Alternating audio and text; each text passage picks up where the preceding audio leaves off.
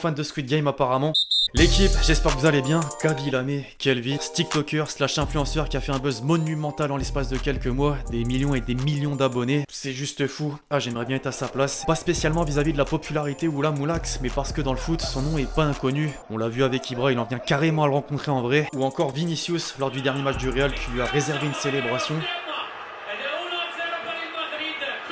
Le fameux geste. Bref, aujourd'hui les amis, nouveau Actu Foot pour faire le lien direct. Tenez, on va justement faire le point sur ce qui a pu se passer ce week-end en Liga. Comme dans les autres grands championnats européens, en attendant la 4e journée de la phase de poule de Ligue des Champions. Dès ce soir, Lille joue un match d'une importance capitale pour sa survie dans la compétition. Demain, Paris suivra. Malheureusement sans Messi, c'est confirmé, il est bel et bien forfait pour le déplacement à Leipzig. Mbappé, lui, sera bien là. On s'attardera également sur les quelques belles affiches, Atalanta-Manchester United, Liverpool-Atlético ou encore Dortmund-Ajax. Il y a une revanche à prendre. Alors qui va prendre, ne pas prendre des points cette semaine? Les amis, si vous voulez faire plus que simplement donner votre avis et placer un billet sur un ou plusieurs de ces matchs, je rappelle que vous avez 100 € offerts sur votre premier pari Betclic avec le code LEXCITY. Il faut bien sûr être majeur, faites attention, il y a des risques. Je compte évidemment sur vous pour lâcher votre meilleur pouce bleu pour le soutien, le référencement et parce que c'est important sur la série. Merci vraiment à tous ceux qui le font, vraiment.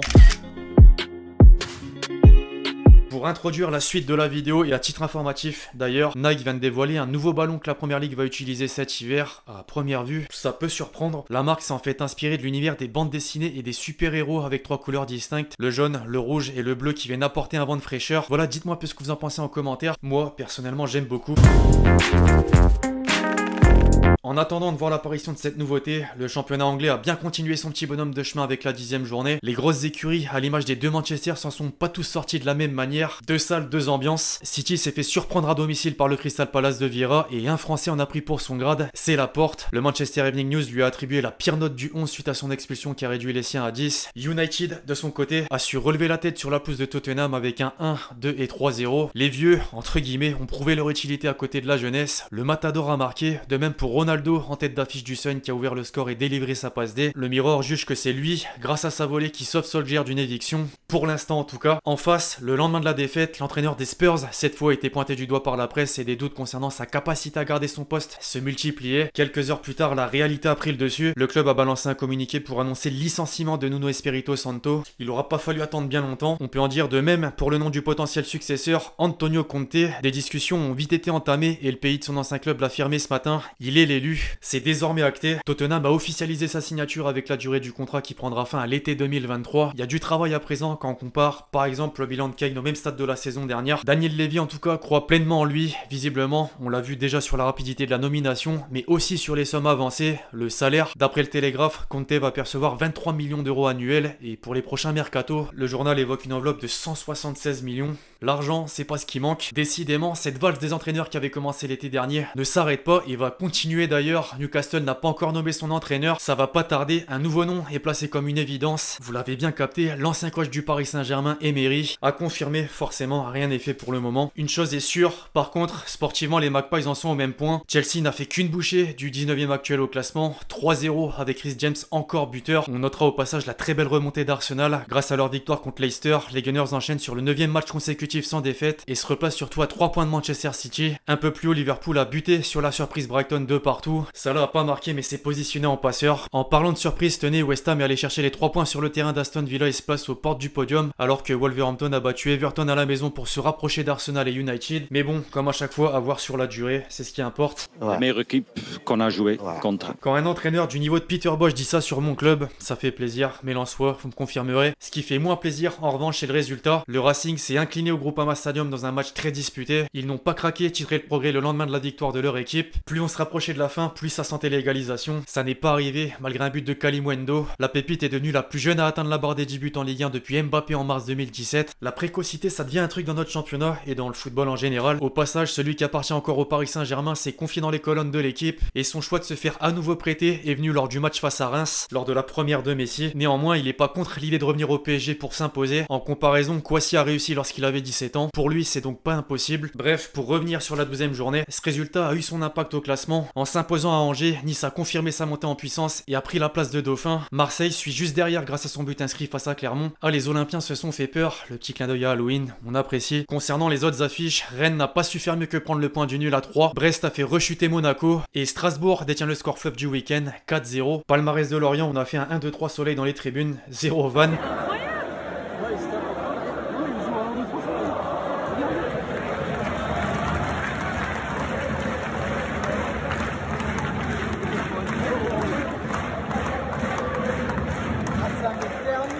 Mention spéciale évidemment à Kazri. Saint-Étienne n'a pas gagné, pas perdu non plus, mais a surtout assisté à l'un des buts les plus lointains du championnat de France, 68 mètres face à Metz. Incroyable, le but de l'année. Jetons un petit coup d'œil maintenant à l'équipe type.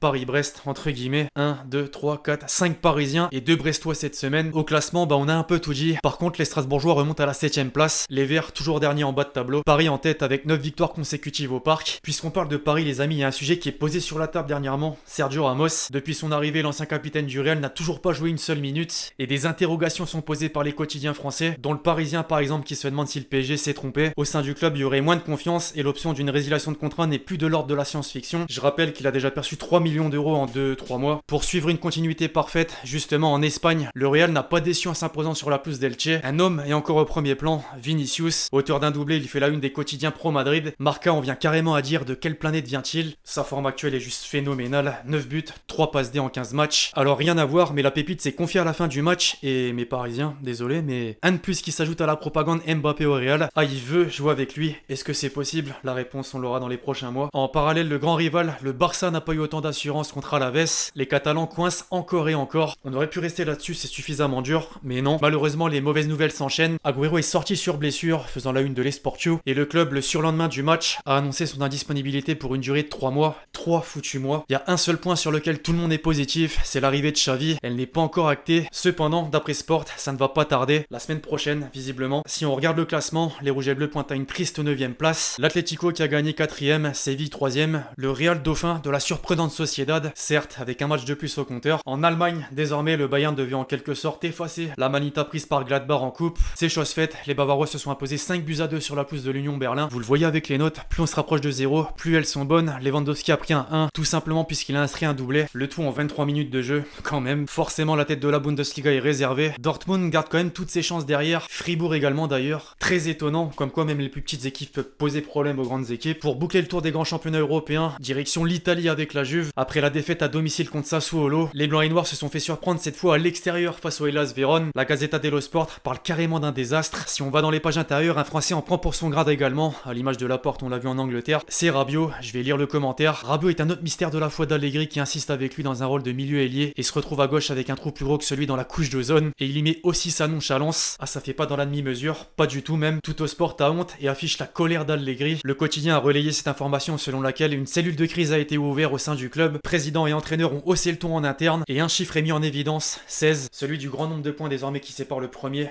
de la Juve, justement. Naples tient toujours les commandes suite à sa victoire à Salernitana, le club de Ribéry. Mais attention à l'AC Milan qui reste au coude à coude suite à sa victoire face à l'AS Roma. 10 victoires, 1 nul pour les Rossoneri. Celle-là est d'autant plus historique que si on va dans la capitale romaine, Il Romanista montre sa déception avec à l'image un certain Mourinho. Oui, car le Special One vient de concéder la première défaite de sa carrière d'entraîneur en Serie A. 43 matchs sans défaite, maintenant une. Ailleurs, un autre homme est au premier plan, Ibra. L'immortel a encore marqué. Ce but important était en plus le 400e de sa carrière. Un sacré palier de franchi. Pour faire la transition parfaite, tenez les amis, ce dimanche Ibra répondait aux questions de téléfoot et de nombreux sujets intéressants ont été abordés, notamment sur sa période à Paris dont il garde de très bons souvenirs. Si les gens pensent que l'argent, la ville ou la vie ont été la raison de son arrivée, non, c'était pour faire changer le club, mais Parisiens ont dû apprécier. Le Z s'est pas arrêté là et a ajouté sa touche d'arrogance, entre guillemets, on connaît le personnage. Sans moi le PSG ne serait pas devenu ce qu'il est aujourd'hui. Logique, j'ai envie de dire, concernant l'équipe actuelle à présent, elle est pas plus forte qu'à l'époque selon lui car il n'y a pas de vrai collectif, seulement des individualités. Parmi eux, justement,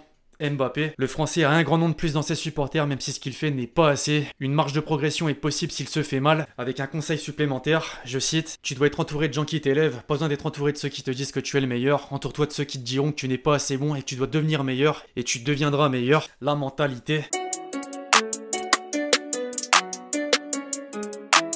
Tant qu'à faire, autant mettre la vraie transition. Oui, car Messi aussi s'est confié non pas dans les colonnes de Téléfoot, mais dans les colonnes du célèbre quotidien catalan Sport. Rebelote, vous connaissez la recette. Son intégration dans le vestiaire parisien a été parfaite au début, grâce notamment à Neymar, avec qui il a une bonne relation. Par contre, c'était bizarre avec Mbappé, simplement car il était occupé avec le mercato entre autres, le Real. Alors au sein du club, ok, mais en dehors, les débuts ont été plus compliqués, notamment en centre-ville où la circulation dans Paris est insupportable. Pour reprendre ses mots, l'hôtel il a pas apprécié, ses enfants non plus. Concernant la Ligue 1 ensuite, il avait déjà parlé parlé du niveau du championnat il y a quelques jours. Encore une fois, il met en avant le physique qui, comparé à l'Espagne, est bien plus important. C'est ça la plus grosse différence. Sur l'objectif principal, ce pourquoi il est venu, la Ligue des Champions évidemment. Comme il l'avait dit lors de son clap de fin au Barça, il veut continuer à gagner des choses. L'équipe est haut niveau et après tant d'années à essayer de la gagner, c'était déjà pas loin. Il y a des chances, même si attention, les candidats sont nombreux. City, Bayern, Liverpool, Atlético, Chelsea, parmi les clubs qu'il cite. Alors les trophées collectifs c'est bien, mais les trophées individuels également. Le meilleur, le Ballon d'Or, il en compte 6. Un 7ème serait pas mal, forcément. Il est très heureux de ce qui s'est passé et maintenant tout ce qui doit arriver arrivera. En gros, il se prend pas la tête. Enfin, une dernière pour la route concernant son avenir. S'il a fait ses adieux au Barça, il a bien dit aux journalistes qu'il voulait y retourner, alors pas en tant que joueur, mais par la suite, pourquoi pas dans la hiérarchie du club. Affaire à suivre, même si c'est sûr, on veut tous que ça soit le plus lointain possible.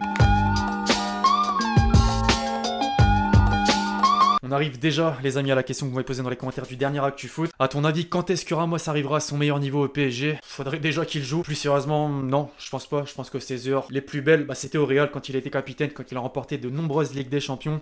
3 d'affilée avec Zizou. Voilà, pour moi, je pense pas qu'il retrouvera son meilleur niveau. Mais déjà, jouer, rien que jouer, ça serait pas mal. Second poteau,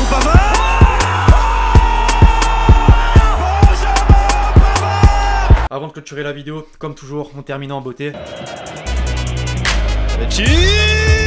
Tavares pose des problèmes. Oh, la frappe, elle est superbe! Voilà, compris. No hay nada.